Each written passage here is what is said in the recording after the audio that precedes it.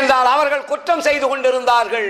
இனி குற்றமில்லாத ஒரு அரசாட்சி செய்ய வேண்டுமானால் உனக்கு அருள் கொடுத்திருக்கிறேன், அருளை வைத்துக் கொண்டு செயல்படு, உன்னை யாரும் ஒண்ணும் பண்ண முடியாது. அருளை பெற்றுக்கொண்ட ஒரு வள்ளலார் என்ன வார்த்தை சொன்னாரு? எல்லா உயிர்களும் என்புற்று வாழ்கின்றார். உலகத்துல யாருமே சொல்லல.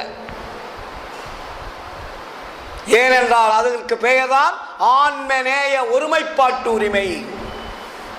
ஆன்மாக்களுடைய தன்மையை உணர்ந்தவர், உயிரினுடைய தன்மையை உணர்ந்தவர், உயிர்கள் எப்படி வந்தது என்பதை அறிந்தார், உடம்பு எப்படி வந்தது என்பதை அறிந்தார், ஆன்மா எங்கு இருக்கிறது என்பதை அறிந்தார், ஆன்மாவிற்கு தலைவன் யார் என்பதை அறிந்தார், அந்த ஆன்மாவனுடைய தந்தை யார் என்பதை அறிந்தார். அதனால்தான் தந்தை இடத்திலே சென்றார் வள்ளலார்.